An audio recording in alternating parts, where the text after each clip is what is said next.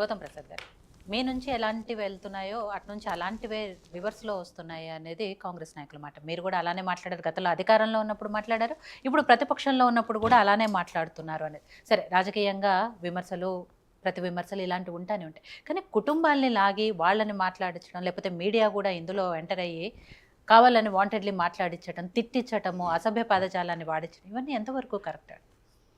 అందరికీ నమస్కారం అండి. మేడం, అంటే తిట్ల విషయాల్ని ఎవరు దాన్ని స్వాగతించరు, స్వాగతించాలని కూడా నేను అనుకోవట్లేదు. అయితే దీంట్లో ఫస్ట్ రేవంత్ రెడ్డి గారు మేము ఎవరికి తిట్టలేదు, మాకే తిడుతున్నారు, మా కుటుంబాల మీదనే అంటున్నారు, దానికి రివర్స్గానే మేము అంటున్నాం అని చెప్పేసి మాట్లాడుతున్నారు. ఆ రోజు ప్రతిపక్షంలో ఉన్నప్పుడు రేవంత్ రెడ్డి గారు ఆ తలంబ్రాలు కేటీఆర్ గారి కొడుకు తీసుకుపోతే ఆయన తప్పు పట్టవచ్చు. తప్పు పడితే అంటే ఆయనకున్న గళం అబ్బాయితో ఎట్లా పంపిస్తారు? ఒక ముఖ్యమంత్రిగా మీరు ఉండొచ్చు కదా, ఇందాక కార్తీక్ అన్నట్టు ఎండోమెంట్ వాళ్ళు, లేకపోతే దేవాదాయ శాఖ మంత్రి, ఇవి సహజంగా చేయొచ్చు. కానీ అదే రేవంత్ రెడ్డి గారు ఆ మాటలు అనకుండా గున్నేనుగు తిని బలిషిండు, తిని అదే అంటే ఎట్లా మాట్లాడాడు, ఏ రకంగా మాట్లాడాడు అంటే ఇంత దారుణంగా మాట్లాడితే తప్పు లేదు. దానికి కౌంటర్గా మేము మాట్లాడితే ఆ రోజు మమ్మల్ని విపరీతంగా తప్పుపట్టారు. ఈరోజు కూడా ఒక అధికారం వచ్చిన తర్వాత బాధ్యతాయుతంగా ఉండాల్సిన ముఖ్యమంత్రి బహిరంగ సభలలో ఆయన చేసిన కార్యక్రమాలు వివరించి చెప్పుకోవాల్సిన దానికి బదులు కేసీఆర్ గారిని తిట్టడము, కేటీఆర్ గారిని తిట్టడము, లేదా హరీష్ రావు గారిని తిట్టడము ఇదే పనిగా పెట్టుకున్నాడు. తిట్టడం వలన ఆయనకు వచ్చే ప్రయోజనం ఏంటో నేను ఇంతకుముందు కూడా చాలాసార్లు మన టీవీలో కూడా డిస్కషన్లో చెప్పాను. ఆయన భాష మారాలి అని చెప్పేసి అంటున్నాం. ఆయన ఒక బాధ్యతాయుతంగా ఉన్నాడు కాబట్టి ఆయన పెట్టుకున్న బహిరంగ సభలలో ఆయన చేసే కార్యక్రమాలు ఏంటి, ఆయన అమలు చేస్తున్న పథకాలు ఏంటి, ఆ పథకాలలో మెరుగేంటి, దాన్ని మళ్ళీ మంచి చేయడానికి ఎటువంటి ప్రయత్నాలు చేస్తున్నాం, లేదా ఆగిపోవడానికి ఎటువంటి సమస్యలు వస్తున్నాయి ఏంటి అని వివరించుకోవడం తప్పేం లేదు. కానీ ఆ బహిరంగ సభలు కేవలం ప్రతిపక్షాన్ని తిట్టడం కోసమే ఏర్పాటు చేసుకున్నట్లుగా కనబడతా ఉంది. వీళ్ళు అంటే భాష వాడటంలో ప్రతిపక్ష నాయకులు వాడుతున్నారు అని చెప్పేసి అనంటే అధికార పక్షంలో ఉన్న నాయకులు వాడుతున్నారు. అవి ప్రాక్టీస్లో ఎంత దారుణంగా ఉంటున్నాయో మనం గమనిస్తూ వస్తున్నాం. అవి తొండలు లాగులలో పంపిస్తామని చెప్పేసి అనడం తెలంగాణ భాషన, ఏనుగులు పిల్లల్ని కించపరచడము తెలంగాణ భాషన, లేకపోతే బట్టలు కూడా తీసి కొడతామని చెప్పేసి అనడము తెలంగాణ భాషన. ముఖ్యమంత్రివి కదా, నేను గమనించినంత వరకు నేను 1997 నుంచి నేను యాక్టివ్గా పాలిటిక్స్లో ఉన్నాను. ఆనాటి నుంచి ఈనాటి వరకు ఏ ముఖ్యమంత్రి కూడా అంటే పరుష పదజాలాన్ని అసెంబ్లీలో మాట్లాడలేదు, ఇష్టం వచ్చినట్టు మాట్లాడలేదు. అందులో బట్టలూడ తీసి కొడతాం, బట్టలూడ తీసి అంటే ఇటువంటి హార్ష్ పదాలు ఉపయోగించలేదు.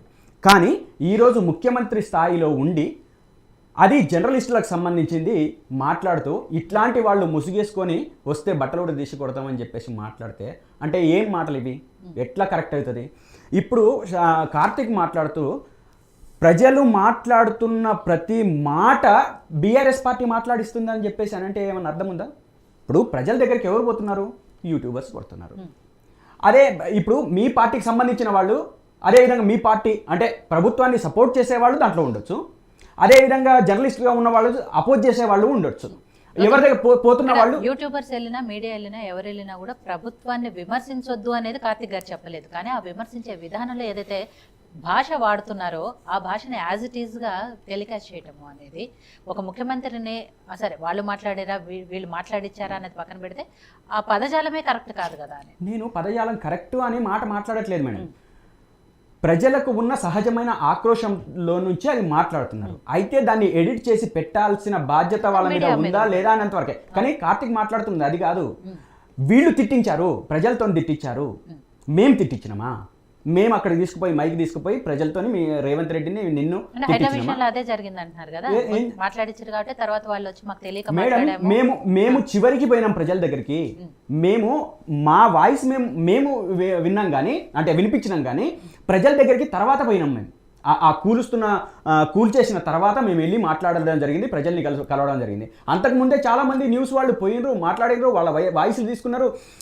స్వచ్ఛందంగా వాళ్ళ ఇళ్ళు పడిపోతే వాళ్ళు స్వచ్ఛందంగా రెస్పాండ్ అయ్యి మాట్లాడుతున్న పరిస్థితిని మీరు పరిగణలోకి తీసుకోకుండా ప్రతిపక్షం మీద నెడితే మీకేమొస్తుంది? ఏం ఉపయోగం? ఏమన్నా ఉపయోగం వస్తుందా మీకు ఎటువంటి ఉపయోగం రాదు. మీరు ఇటువంటి పరుష పదజాలాన్ని వాడటం వలన మీ ప్రభుత్వానికి అదనంగా వచ్చేది లేదు, ముఖ్యమంత్రి గారికి కిరీటాలు వచ్చేది లేదు. మీరు ఇంకా డీఫేమ్ అవుతారు తప్పితే ఫేమ్ కావడానికి అవకాశం లేదు. మీరు ఎంతసేపు మమ్మల్ని తిట్టినరు, మీరు తిట్టినరో తిట్టలేదో ప్రజలు ఒక తీర్పు ఇచ్చిండ్రు, ఒక విషయాన్ని మీ ముందు పెట్టిండ్రు. మీరు వచ్చిన తర్వాత గతంలో ప్రభుత్వం చేసిందంతా తప్పులే అని మీరు అనుకుంటే మిమ్మల్ని ఎన్నుకోవాలి ఈరోజు మీరు అదే తప్పులు చేస్తే? మీరు వచ్చి ఏం చేసేది ఉంది? ఈ రేవంత్ రెడ్డి వచ్చేసి ఏం కట్టలు కట్టేది ఉంది పీకి? ఈరోజు అబద్ధాలు మాట్లాడితే అబద్ధానికి అంగీ లాగేస్తే నిజంగా రేవంత్ రెడ్డి అబద్ధాలని ప్రచారం చేయడంలో సిద్ధహస్తుడు, అబద్ధాలని ప్రజలకు చెప్పడంలో సిద్ధహస్తుడు. అబద్ధాలు చెప్పుకుంటూ పోతే నీ పరిపాలన ఏమాత్రం సమంజసంగా ఉండదు, ప్రజలకు ఆమోదయోగ్యం కాదు. నేను తిట్లు అనేది కొంతవరకే వాళ్ళు ఎంజాయ్ చేస్తారు మేడం, ఆ తర్వాత ఎంజాయ్ చేయరు. ఎవరైనా సరే, ఎంత పెద్ద నాయకుడైనా సరే, ఎవరైనా సరే. నేనేమంటున్నాను, నేను నా వాళ్ళు నీ వాళ్ళు అనట్లేదు. ఎవరి తిట్లైనా సరే దాన్ని ఒక మేరకే ఎంజాయ్ చేస్తారు, ఒక స్థాయి వరకే ఉంటుంది, ఆ తర్వాత ఉండదు. కానీ నువ్వు పెట్టే ప్రతి మాట దగ్గర నుంచి నువ్వు ప్రతిపక్షాన్ని తిట్టడం కోసమే మాట్లాడితే దాంతో ఎటువంటి ఉపయోగం ఉంటుంది? ఇంకోటి, బ్రీత్ ఎనలైజర్ పెట్టమంటారు అని చెప్పేసి బ్రీత్ ఎనలైజర్ అని అంటే మరి అసెంబ్లీలో మీరు కోమటిరెడ్డి వెంకటరెడ్డి గారు ఆ రోజు బీట్ చూడండి, ఆ రోజు బయట చూడండి. ఆ బయట ఆయన ఏ రకంగా మాట్లాడుతున్నాడు, నోట్లో నుంచి తత్తర మాట్లాడుతున్నాడు. మరి ఆ రోజు అది తాగి వచ్చింది అనేది క్లియర్గా కనబడతా ఉంది. కనబడుతున్నప్పుడు ఎనలైజర్ పెట్టమని చెప్పేసి అని అన్నారు తప్ప, మరి వచ్చి సరిగ్గా సమాధానం, నువ్వు ఒక మంత్రివి, మరి ప్రజలకు బాధ్యతగా నువ్వు సమాధానం చెప్పాల్సిన మనిషివి, నువ్వు వచ్చేసి తత్తరపాటు మాట్లాడుతూ మాట్లాడుతూ ఆ పదానికి 2-3 సార్లు ఉచ్చరిస్తూ నువ్వు అక్కడ మాట్లాడుతున్నప్పుడు ఆ తత్తరపాటుని గమనించే అది బ్రీత్ ఎనలైజర్ పెట్టమని అన్నారు తప్ప, మీరు తాగి వస్తే దాన్ని కరెక్ట్ అని చెప్పాలనా? తాగి వచ్చి ప్రజలకు ఏ సమాధానం చెప్పకుండా మీరు తత్తరపడితే అది కరెక్ట్ అని మేము స్వాగతించాలనా? ఈ దానికి కూడా మీరు మాట్లాడితే ఏమన్నట్టు? అదేవిధంగా ఇందాక తన్వికి సంబంధించిన జర్నలిస్ట్కి సంబంధించింది, రేవంత్ రెడ్డి గారు మాట్లాడిన భాష కంటే ప్రజలు మాట్లాడుతున్న భాషకు మనం ఏం తీసుకోవాల్సిన అవసరం లేదు. రేవంత్ రెడ్డి ఒక ముఖ్యమైన స్థానంలో ఉండి ఒక గౌరవ ముఖ్యమంత్రిగా ఉన్న మనిషే ఇష్టం వచ్చినట్టు నువ్వు మాట్లాడుతున్నప్పుడు ప్రజల దగ్గర నుంచి అవే మాటలు రావా? నేను నిన్న ఒక వీడియో, ఒక 70 years లేడీ, ఒక పెద్ద ఆవిడ, ఒక ఆయన మీరు రేవంత్ రెడ్డి గారి పాలన గురించి ఏమంటారని చెప్పి వాడి మా పేరెత్తకని అన్నది. ఇది మేము పోయి చెప్పినామా? అంటే ఈ సహజంగా వస్తుంది. ఆ సహజంగా వస్తున్న దాన్ని కూడా మీరు ప్రజల బాధల్ని అర్థం చేసుకోవాలనా? అర్థం చేసుకోకుండా మీరు మాట్లాడాలనా? మీరిచ్చిన హామీల్ని నెరవేర్చకుండా డైవర్షన్ చేసుకుంటూ ప్రతిపక్షాన్ని తిట్టుకుంటూ కాలయాపన చేయడం వలన, కాలం గడపడం వలన మీ ప్రభుత్వానికి ఫ్లెక్సింగ్ అవుతుందంటే ఆ చివరికి మీకు వచ్చే సమాధానం కూడా అదే స్థాయిలో ఉంటుంది. మీరు ఏ రకంగా చేస్తారో అదే రూపకంలో మీకు ఖచ్చితంగా ఆన్సర్ వస్తుంది. మీరు అటువంటిది కాకుండా ప్రజలకు సంబంధించిన సమస్యలు పరిష్కరించడానికి అవి మర్చిన నాడు ఖచ్చితంగా ప్రజలు మాట్లాడతారు. అది ఎవరి ప్రభుత్వం అయినా. ఈరోజు సెంట్రల్ గవర్నమెంట్ ఏదైనా మాట్లాడట్లేదా? ఎవరైనా మాట్లాడుతున్నారు. వాళ్ళు ఏదైనా తప్పులు చేస్తే మాట్లాడుతున్నారు. అట్లనే రేపు మా ప్రభుత్వం ఒకవేళ చేసినా మా ప్రభుత్వం కూడా మాట్లాడతారు. ఎందుకు? ఈ ఎలక్షన్స్ కంటే ముందు మా మీద మీ యూట్యూబర్లతో ప్రచారం చేపించింది, మాట్లాడిచ్చింది, ఇష్టం వచ్చినట్టు చేసింది. ఆ సందర్భాలు లేవా? సరే గౌతమ్ గారు, ఇప్పుడు గతంలో కుటుంబాల గురించి మాట్లాడారు వాళ్ళు అంటున్నారు కదా, అప్పుడు మీరు బాధపడ్డారు కదా, మరి ఇప్పుడు మళ్ళీ అదే మీరు బాధపడింది, మీరు అనుభవించింది చూసి కూడా మళ్ళీ ఇప్పుడు వాళ్ళ కుటుంబాల గురించి మీరు ఎందుకు మాట్లాడారు? మేడం, ఎవరు మాట్లాడినా ఆ పరిస్థితుల్ని మాత్రం మనం స్వాగతించొద్దు అంటున్నా నేను. అది కరెక్ట్ కాదు అంటున్నా. అయితే ఈ దానికి నీ భాషని నువ్వున్న స్థాయికి నువ్వు మాట్లాడుతున్న భాషకి ఏంటి? అదేవిధంగా మీరు ఈ తెలంగాణకు సంబంధించిన సమస్యలు పరిష్కరించడం, రేవంత్ రెడ్డి కాంగ్రెస్ ప్రభుత్వము ప్రజలకు ఏమిచ్చింది, ఏ హామీలు ఇచ్చింది, ఏవి ఇవ్వలేదు, ఇవి మాట్లాడండి. కానీ పొద్దున్నే 5ంటికి రేవంత్ రెడ్డి ఎక్కడికి పోతాడు? సెల్ఫ్ డ్రైవింగ్ చేసుకుంటూ పోతాడు. సాగర్ సొసైటీలో ఏం చేస్తాడు? ఇవన్నీ ఎవరికి కావాలండి? ప్రజలకు ఇవన్నీ అవసరం లేదు కదా. అవును, ఇవెందుకు మాట్లాడుతున్నారు? అవును, మరి అటువంటి నోటితోనే మరి కేటీఆర్ గారి మీద ఇష్టం వచ్చినట్టు మాట్లాడారు. అక్రమ సంబంధాలు అండగట్టింది లేదా? ఈ రోజు కూడా రకుల్ రావు అని ఎందుకంటున్నారు? ఎందుకంటున్నారు? ఇందాక ఏ అడిగింది బుద్ధుండి కూడా మాట్లాడుతున్నారు? వాళ్ళకి ఇంత చీము నెత్తురు జ్ఞానం, కనీసం ఒక ఆడపిల్ల పేరు తీసుకోవాలని ఒక ఇంగిత జ్ఞానం ఉందా? వాళ్ళు నిజంగా మనుషులేనా? మనిషి పుట్టుక ఉంటే మనము నిజంగా మాట్లాడుకోవాలంటే ఈ కాంగ్రెస్ ప్రభుత్వానికి సిగ్గు, శరం, చీము, నెత్తురు, ఒక ఆడపిల్లల పట్ల, మహిళల పట్ల ఒక బాధ్యత ఉంటే అటువంటి పదాలని ఉపయోగించవచ్చా? ఒక లేడీ పేరుని తీసుకొని ఈరోజు నువ్వు పలుకుతావా? ఆ పేరు అసలు మనం జనరల్గా ఎవరికీ తెలియని ఒక అమ్మాయి ఏదైనా విషయంలో పట్టుబడితేనో ఏదైనా చేస్తేనో ఫేస్ని ఈరోజు బ్లర్ చేసి చూపిస్తాం. నీకు ఆ మాత్రం తెలివి కూడా లేదా?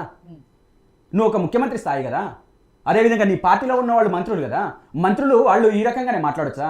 నీ కార్యకర్తలు, నీ నాయకత్వంలో ఉన్న కార్యకర్తల అందరూ కూడా ఈ రకంగా మాట్లాడొచ్చా? ఒక పేరు పెట్టి మాట్లాడొచ్చా? మీరు చేస్తే సంసారం, మంది చేస్తే తప్పు. మీరు చేయటం అన్నీ కరెక్టే, మీరు ఏమీ చేయట్లేదు. మేము చేస్తున్నాము, మేము అన్నీ చేస్తున్నాం. మీరు ఇంకా ప్రభుత్వాన్ని నడపడం ఎందుకు? వదిలేయండి, మొత్తం మేమే చేస్తున్నాం కదా. అధికారం మీ చేతిలో ఉన్నా కానీ మేమే చేస్తున్నాం అని అంటున్నారు కదా, మరి మీ ఎందుకు అధికారం వదిలిపెట్టండి. అదేవిధంగా ఏదో బీఆర్ఎస్ పార్టీ అక్రమంగా లాక్కుందామని చూసిందంట. ఎక్కడ లాక్కుందామని చూసింది? ఏ రకంగా చూసింది? అబద్ధాలు మీరు మాట్లాడకండి. అటువంటి మాట్లాడితే మీ పరువు పోతుంది. మీ ప్రభుత్వాన్ని లాక్కోవడం కోసం మేము ప్లాన్ చేయాల్సిన అవసరం మాకు లేదు. మా ముఖ్యమంత్రి గారు, మా కేసీఆర్ గారు ఆనాడు ఆపద్ధర్మ ముఖ్యమంత్రిగా ఉన్నా కూడా, రిజైన్ చేసే నాటికి కూడా, ఫలితాలు వచ్చిన తర్వాత కూడా మేము క్లియర్గా ఒకటే చెప్పాము, మేము అటువంటి పనులు చేయదలుచుకోలేదు, చేయటానికి మేము సిద్ధపడము, మేము ప్రజలు ఇచ్చిన తీర్పుని అనుసరించదలుచుకున్నామని చెప్పేసి మాట్లాడితే, ఈరోజు మీరు ప్రజల్ని డైవర్ట్ చేయడం కోసం, లేదా మీకు చేతగాని పాలన నుంచి బయటపడడం కోసం, ఆ రోజు ప్రభుత్వాన్ని బడగొట్టడం కోసం ప్రయత్నం చేసినట్టే ఏ ఒక్క ప్రయత్నం చూపెట్టును? అబద్ధాలు మాట్లాడకండి. మీరు ఎన్నికల ముందు మాట్లాడినారు కదా, అబద్ధాలు మాట్లాడి ప్రజలకు ట్యూన్ చేసినారు. ఈరోజు అవన్నీ తేటతెల్లమైపోతున్నాయి, ఇవన్నీ బహిర్గతం అయిపోతున్నాయి. ఈ బహిర్గతం అవుతున్నప్పుడల్లా ప్రజల్ని డైవర్ట్ చేయడానికి ప్రయత్నం చేస్తే ఒకసారి అవుతారు, 2 సార్లు అవుతారు, 3 సార్లు అవుతారు, 4వసారి వాస్తవ విషయాల్ని తెలుసుకొని అదే లెవెల్లో కొడతారు ప్రజలు. కాబట్టి జాగ్రత్తగా ఉండాలి. బట్టలు కూడా తీసి కొడతామని చెప్పేసి మాట్లాడడం అయితే చాలా చాలా తప్పు. ఇది జర్నలిస్టులకు సంబంధించింది అయితే మరీ తప్పు. అసెంబ్లీలో మాట్లాడము ఇది వాళ్ళు సమర్థించుకుంటానంటే నేనేం చేయలేను. అదేవిధంగా సహచర ఎమ్మెల్యేలు ఒకళ్ళకొకరు ఏతుల వెంకటయ్య అనుకున్నారో వెంకటయ్య అనుకున్నారో, ఇది వాళ్ళకి సంబంధించిన అంశం. వాళ్ళు ఆయన ఇతనికి అనొచ్చు, ఇతను అతనికి అనవచ్చు. కానీ జర్నలిస్టుల్లో అన్నవాళ్ళు వాస్తవ విషయాల్ని బయటకు తీసుకురావడానికి ప్రయత్నం చేసేవాళ్ళు.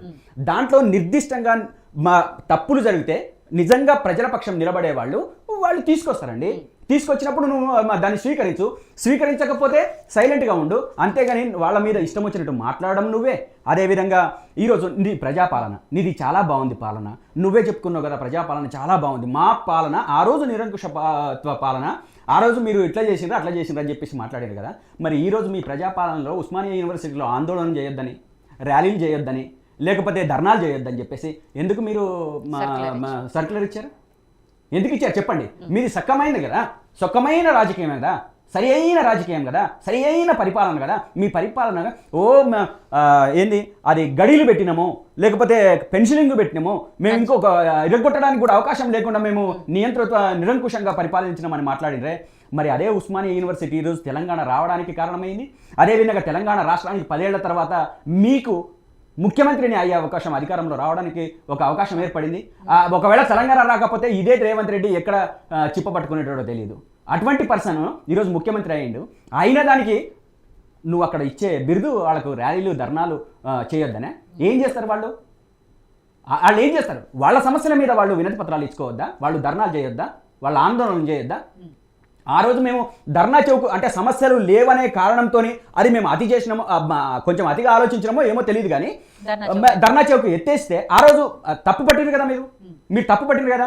మేము కూడా ఆ తర్వాత మళ్ళా దాన్ని యూటిలైజ్ చేసినాం కదా. యూటిలైజ్ చేసిన తర్వాత ఈరోజు నువ్వు ధర్నాలు చేయకుండా ఉస్మానియా యూనివర్సిటీని ఆపగలుగుతావా? అంటే నీకు నిరసన గళం వస్తే చాలు నువ్వు సర్క్యులర్స్ ఇచ్చేస్తావు. నీది నిజాయితీ పరిపాలన, అదేవిధంగా చాలా మంచి ప్రజాపరిపాలన, ప్రజాభవను, ప్రజాపరిపాలన మాట్లాడేటప్పుడు కూడా మీరు మాట్లాడేటప్పుడు ఈ మాటల్ని కూడా కొంచెం జాగ్రత్తగా వాడకుండా మీరు ప్రజల మీద ఇష్టం వచ్చినట్టు మాట్లాడుకుంటూ పోతే, ఈ రకంగా సర్క్యులర్స్ ఇచ్చుకుంటూ పోతే మీకు తగిన బుద్ధి చెప్పడానికి ప్రజలు సిద్ధంగా ఉన్నారు. రాజన్నత గారు ఇక్కడ రెండు పార్టీల సంబంధించి వాళ్ళు మాట్లాడుకోవటం, వీళ్ళు మాట్లాడుకోవటం, వాళ్ళు మాట్లాడారు కాబట్టి మేము మాట్లాడాము, మళ్ళీ మీరు మాట్లాడుతున్నారు కాబట్టి మేము మాట్లాడేది, ఇవన్నీ కూడా